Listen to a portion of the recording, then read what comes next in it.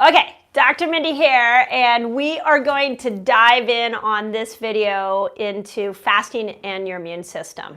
And I also want to bring to your attention the fast training week that we're going to do next week, because I have sort of a new twist on it based on what's going on in the world right now and how we can all work to strengthen our own immune systems. So next week's fast training week is going to be built around strengthening your own immune system. So let me start off with this. I put a video out on my channel a couple days ago around the immune system. I'm not going to say the virus word that everybody's all concerned about right now because it may trigger your ability to see this video. So just know that everybody's concerned about their immune system right now because of the outbreak of this virus. And so one of the things that I put out there was I really wanted you guys to understand that the fear of it is really worse than the virus itself. That doesn't mean we don't take serious, like we don't take a concern and that we don't be smart, but we don't need to go into fear and panic. We need a plan. And that's what we're going to do next week during Fast Training Week, is we're really going to come up with the best plan to boost your immune system. So if you didn't watch that video, go back and watch that video. I've gotten great comments on it. I dove deep into the science to bring you guys articles around like what does fear do to the immune system, and what can we do? Are the masks helpful? And what is the flu shot going after right now? So those are the kind of things that I put on there to make sure that you guys had the resources you need and that you could make your own decision. My channel is all about you making your own decision, just giving you information and the science behind the information so you can make smart decisions. So first thing I want to address is that one of the things I mentioned in that video was about fasting. The studies, I searched high and low for studies showing which fast would be the best for the immune system. Now, we know that a 3-day water fast will reboot the white blood cells, your white blood cell count. And that was done on cancer, patients who had cancer. So that's a different type of immune system. So if you are trying to prevent cancer, yes, these longer fasts, 3 to 5 day water fasts, are fabulous for rebooting white blood cells and making sure that cancer cells don't grow in large amounts in your body. So that's great. But then we're left with, well, what about bacterial and viral infections? What do we know about fasting for those two? Now, we know, based off science, that autophagy, when we stimulate autophagy, that the main thing that's happening with autophagy is the dying off of bacteria. So autophagy is fabulous for going after bacterial infections. It has a small piece that helps with viral infections as well, but autophagy is primarily the inner cleaning of dysfunctional parts of the cell, but also the killing off of bacteria and a few viruses. So based off the research that I can find, that's what we're seeing. Now, the study I cited on my video on Tuesday was showing that long-term, what they're seeing is that the more your blood sugar went down, the more you stimulated the immune system for bacteria, but you suppressed the immune system that fought viruses. That was a Yale study. It was done on mice. A lot of you guys pointed that out. Hey, it's a mouse study versus a human study. I love that you even know the difference, so that's fabulous. And it's the best study we have right now. I couldn't find any other human studies and fasting and viruses. So I brought that one to you. And again, with the mouse studies, you'll have to just decide, like, do I agree with that or do I not agree with that? This is all, you don't have to agree with me. I'm just showing you the science and you can make the decision for yourself.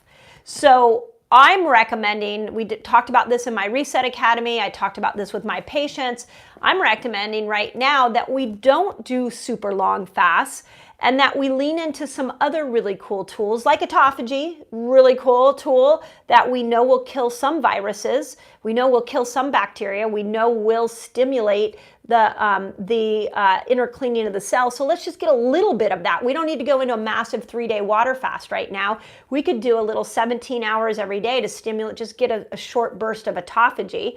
And we know things like eating kimchi and taking certain supplements and getting outside in the sun energizes your T helper cells. And we know that exercise really helps. So there are some other things that we can do to help create a plan around building a strong immune system.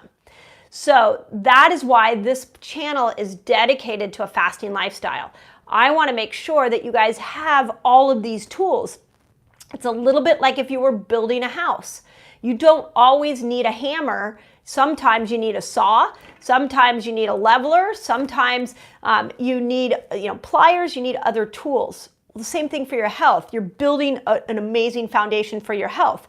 Sometimes you need the 3-day water fast. Sometimes you need a ketobiotic fasting, or sometimes you need autophagy fasting. Well, now is the time in which we want to make sure you're leaning into the tools that will boost your immune system. Okay? So with that in mind, next week's Fast Training Week is going to be built around, if you want to do a 3 to 5 day water fast, fine, but we're not giving it as an option. We're giving you 2 options next week. We're giving you autophagy fasting, which is 17 hours of fasting. You break your fasting with fat. You keep your protein under 20 grams. You can do animal protein. You wait an hour after you break your fast with fat. So we're trying to elongate your fast a little bit. And you're really going after autophagy. Or you could do ketobiotic fasting, which for next week is going to be 13 to 15 hours of fasting. And we're going to go keto, but we're also going to really lean into fermented foods. So I'm going to be teaching you a ton on what foods support your microbiome, the part of the microbiome that supports your immune system. So all my education next week is going to be on what foods can we eat so that we can build our immune system up. So ketobiotic is keeping your protein under 50 grams, keeping your net carbs under 50, and your good fat over 60%. Okay, so I know that's not like you guys that have been fasting with me for a while. You're like, okay, that's it. But next week, the goal should be immune system. So why don't we all work together as a community and build our immune system? One of the things I pointed out in my video was that we know kimchi can actually create, or the fermentation of green onions and ginger causes a bacteria to be released called Lactobacillus plantarium, and that bacteria fights viruses. So great. Let's all work on our fermented foods next week. Let's not ditch the fasting. We can still lean into the intermittent fasting or the autophagy fasting, but there are other foods we can do to boost our immune system right now. So I just wanted to come and explain that because I know a lot of you had questions on the video I put out on Tuesday, and I know a lot of you are waiting to hear more about what Fast Training Week will do. I know a lot of you like to go into the deeper fast. That's next week. I'm going to be educating on building that immune system up. So you look out for posts on my community page, look out for posts in the Resetter group, look out for posts on Instagram. We blanket those posts across all 3 platforms. So with that, I will open it up for questions, if we've got any. No, not a lot. A lot of people on though. The first question is from Carrie about frankincense essential oil being good specifically for asthma. Oh. She's been doing it and hasn't had to use an inhaler. Awesome. But likes fasting too. Yeah. So, yeah. Okay. So here's what I would say about essential oils in general. My expertise is not in essential oils, but I do know that essential oils tap into the internal healing power of the body. So yes, they're awesome. You want to always make sure your essential oils are a clean essential oil, that they've tested for heavy metals, that there's no chemicals in it. As with any supplement, find out what the toxins are behind it. If it's working for you and it's reducing your asthma, fabulous, then keep at it. I know that frankincense is one of the biggest immune oils. I do know that. I do know that oils can be helpful. When we're looking at building a strong immune system, a lot of times you have to bring in different pieces. You got to arm yourself with a really big toolbox, and oils, if you're familiar with oils, go for it. Absolutely. I know that a lot of conversation right now is around don't touch your face, wash your hands.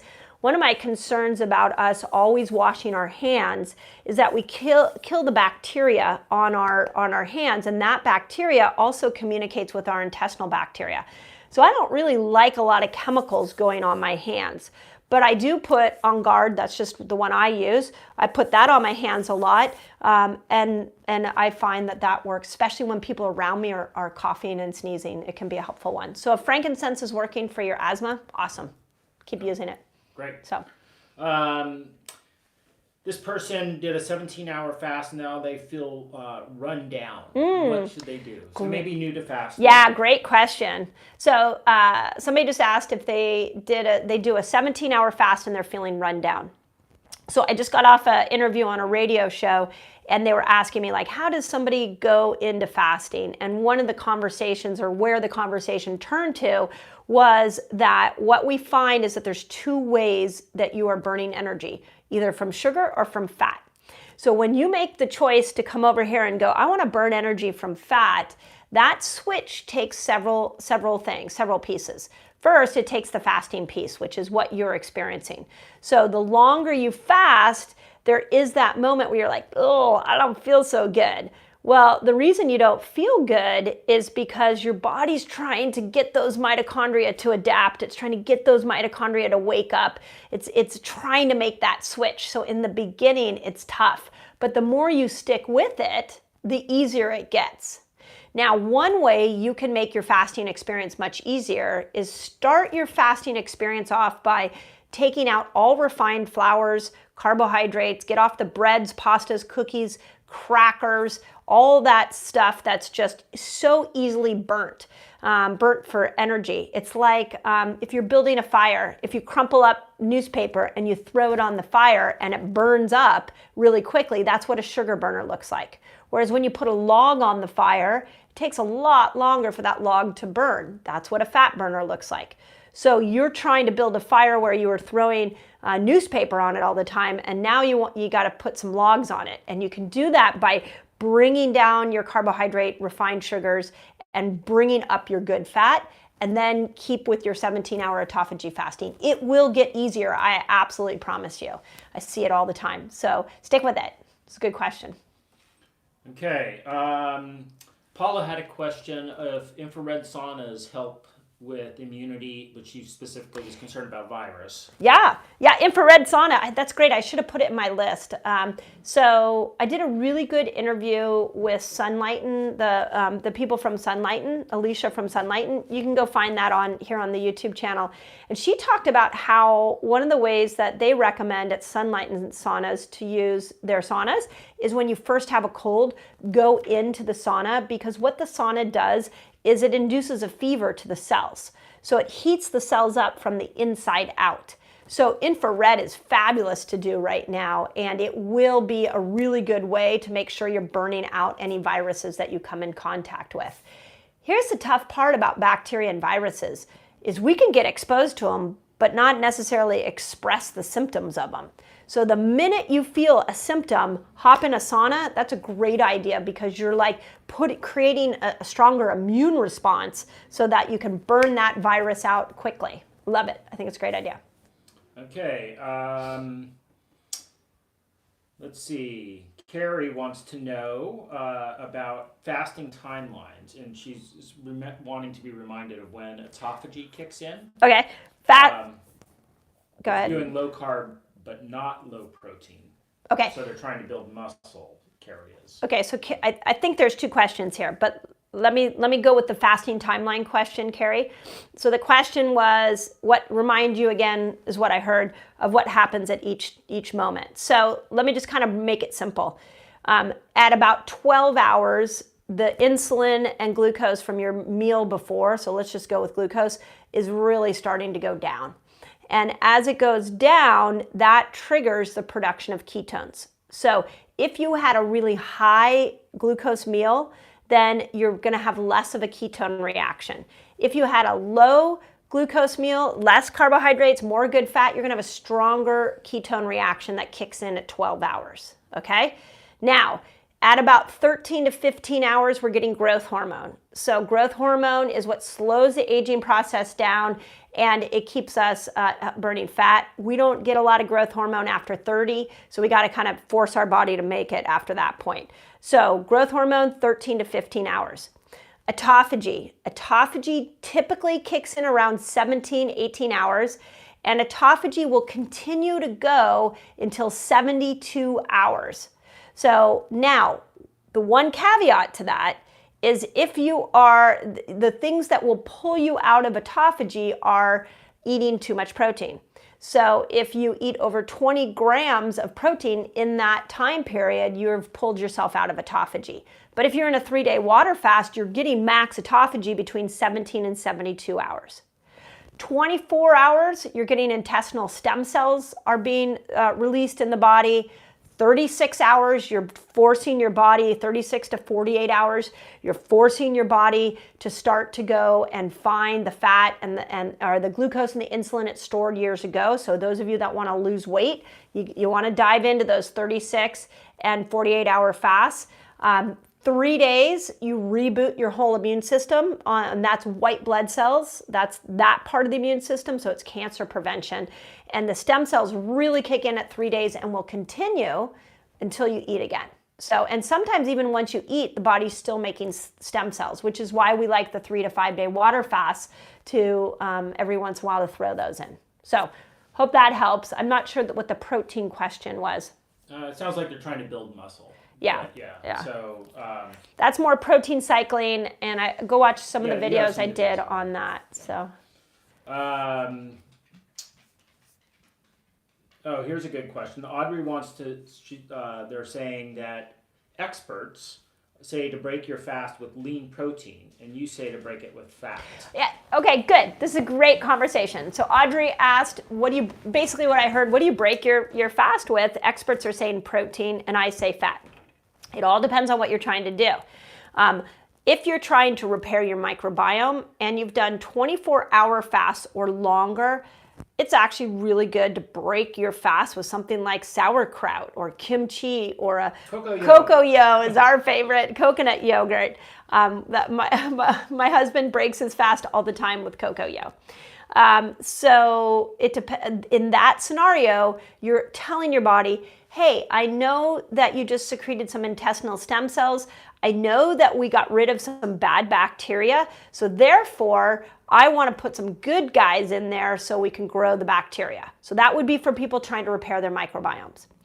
Autophagy fasting. In autophagy fasting, what you're trying to do is you're trying to clean out the cell and heal the inner part of the cell.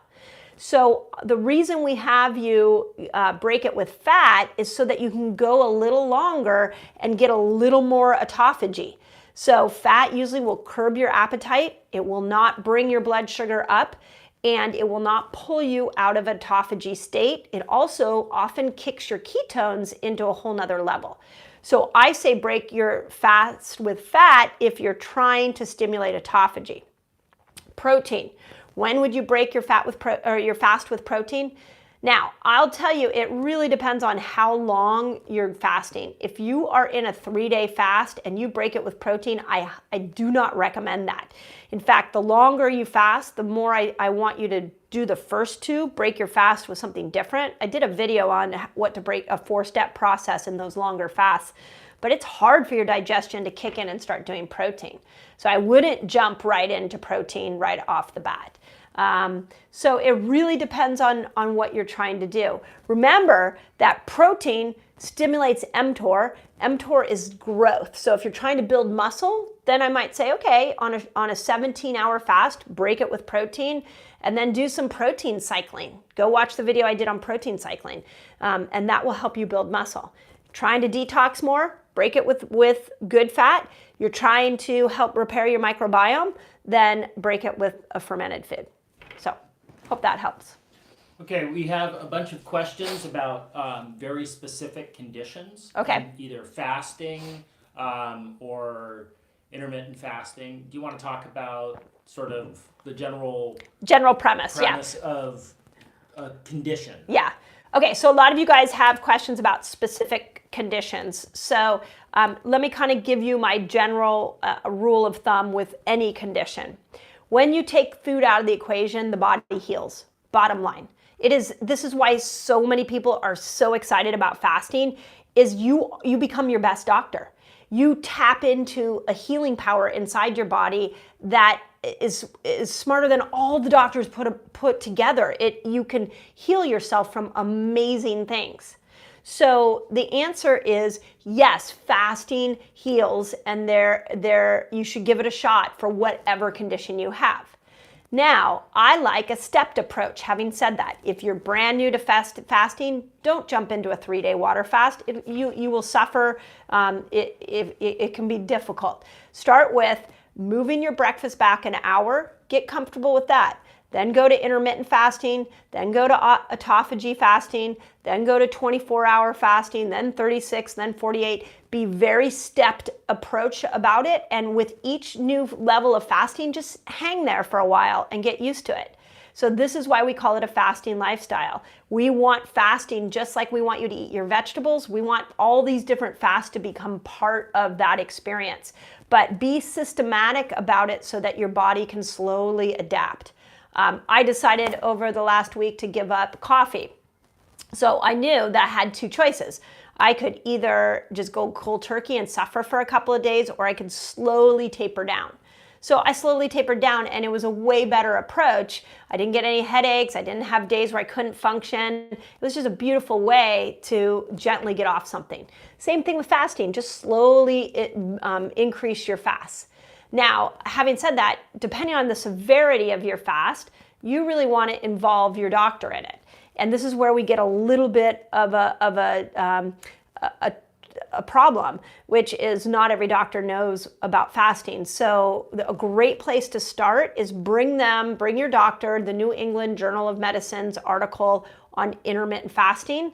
I did a video on it in here. I think the title of it is like what your doctor will be telling you about fasting, because the New England Journal of Medicine is one of their journals that is highly regarded. And this article was a review of all of the findings on intermittent fasting, and it came back very favorable. So it's a great starting point with your doctors to bring that in and say, I want to use fasting as part of my healing tool. So yes, the answer is if you have a condition you're trying to heal, fasting absolutely should be a part of your treatment protocol. Absolutely. But do the stepped approach and reach out to your doctor. If that's not working, get yourself a functional medicine doctor that is going to walk alongside with you in this experience. But great questions. Great. This is a really interesting question. Through truck driver's eyes, wants to know, being a truck driver, can fasting be done, or is keto best to maintain it? They drive a lot for a long time. Yeah. So you want to talk about performance? Yeah. Okay. So the question was around truck driving, and can you do fasting? What would be best, fasting or keto? Is the question, right? Yes. Okay. So, with fasting, it depends what you're trying to do, right? So you have with fasting, all these fasts, you have the potential to get ketones. And you have the potential to do autophagy and stem cells and everything I talked about. You burn more glucose and insulin. All of that can happen with fasting.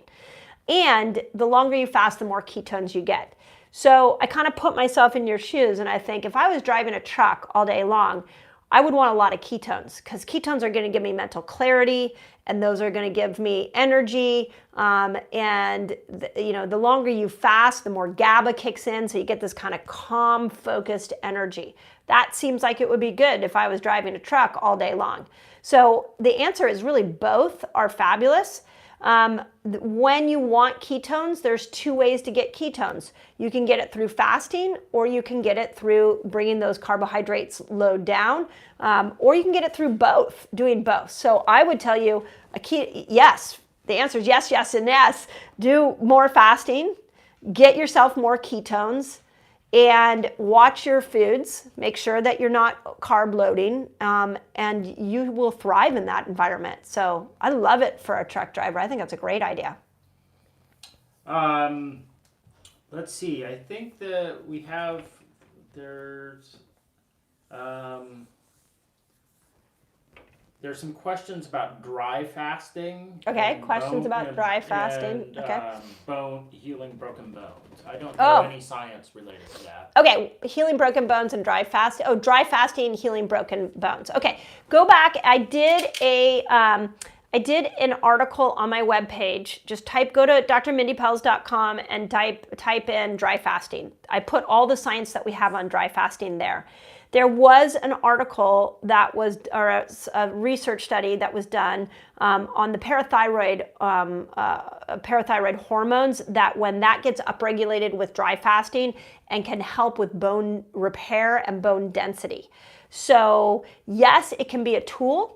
And again, part of your toolbox for healing a fracture, definitely. Don't go longer than 24 hours, please. We have no research on, we have very limited safety research on a longer dry fast than 24. So I like it. I really like it for repairing bone. Now, there are other things you can do.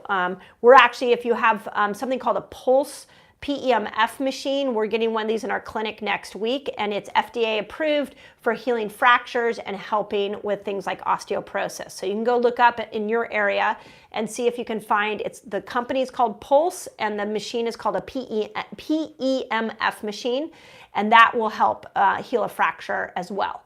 So there are some ways to hack in and speed up that healing process, and I do like dry fasting as a piece of that. So great question. Okay. Gloria Braxton, who's in the academy. Yep. Hello, Gloria. She wants to know about stubborn allergies, fasting and allergies. Stubborn allergies. Okay, so what is an allergy? An allergy is a hyperactive immune system. So why is your immune system hyperactive? So it's either been turned on and you haven't turned it off. It's like revved up because it's reacting to things all the time. It's a little bit like an autoimmune condition where it's just constantly going. So make sure that you've lowered your toxic load. So look at things like the heavy metal detox, look at your surroundings, everything you're putting on your skin, all the chemicals that you're using in your house. Make sure you're eating chemical-free food. And make sure you're putting detoxing into your lifestyle. So that would be one thing. And then I would lean into autophagy fasting, because autophagy fasting is going to get those cells to clean up the house. The only thing they don't clean up is the heavy metals and the neurotoxins, which can be mixing the immune system up. So you want to make sure autophagy fasting, no chemicals coming in, and then I would go into a deep detox like we do in our group detox. Those are kind of the three things that I would. Chiropractic care helps a lot with balancing the immune system as well. So you can look if you have a good chiropractor, go to the chiropractor, tell them about your allergies. Those are some good things that I've seen work. And then Linda has a great question about, this is common to people that are new at fasting, getting redness around different parts of your body. Specifically, she's around her nose and cheeks. In 48 hours. Okay, so yeah, so redness, rashes. Yeah, rashes. Linda's asking about redness on her skin when she fasts a lot. Very common. So let's go back into what the body's doing. At a 48-hour fast, you're pushing out toxins. Your body's getting rid of the extra glucose and insulin. So the best way, if your liver is overworking, your gut is not in great shape, and your kidneys have been stressed from having to do so much detoxing, the next best place for your body to push something out is through your skin. So it pushes it out through in a rash. So there's a couple things. One, I've been doing this recently with my patients where I have them open up Bind or some activated charcoal, put it in some coconut oil, take the coconut oil, mix it around, take the coconut oil and put it on the redness. If it's on your face, you're probably going to do it at night when you go to bed. And what that will do is bind to any of the toxins that are coming out. The other trick we've done with skin is take Restore. It's now called Ion Biome. And you put that on a washcloth and put that so that you're working with the microbiome there. You can also use Skin Colonizer by Systemic Formulas. You can find that on Revelation Health. And that you can put that on to help with the microbiome. So that would actually help with the skin issue itself. But it doesn't address why is the body pushing it out through the skin. So let's go back. Let's ask ourselves, how strong is your liver? You can go watch how I talk about how you open up detox pathways. I have a bunch of videos on that. But I would be doing coffee enemas and castor oil packs, and there's a whole list of things you can do there. Make sure you're eating lots of fermented food so you're supporting and building up your microbiome in your gut.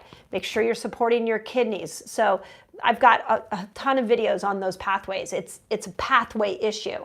It's that those pathways are blocked, so the body pushes it out through the skin. So hope that helped. Okay, Lola, I think we have time for maybe one more question after this. Lola, after a 5-day fast, how much time do you wait, or do you, before you feast? They can't hold much food anymore after eating small amounts. After a 5-day fast. After a 5-day fast, Yeah. and so they're worried that they're starting a pattern where they're eating lots of little meals. Yeah. And that's not good. After the fast. Yeah, because they can't Okay, eat so a lot of food at once. yeah, so Lola's asking that after a 5-day fast, that it's just hard to eat food again. This is the way I look at how often to eat, whether it's after a fast or normal or whatever, is that to me I have an eating window and I have a fasting window.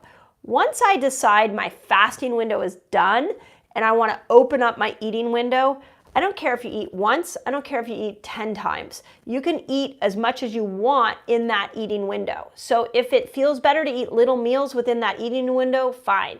The problem with the little meals is when you are eating them all day long and you're not allowing for the fasting window. That's where we get ourselves in a problem because we don't get the benefits of fasting. So, and then post 5-day water fast, like I mentioned before, I find the hardest thing to introduce back in is meat. Your body it takes your body some time to start to digest that.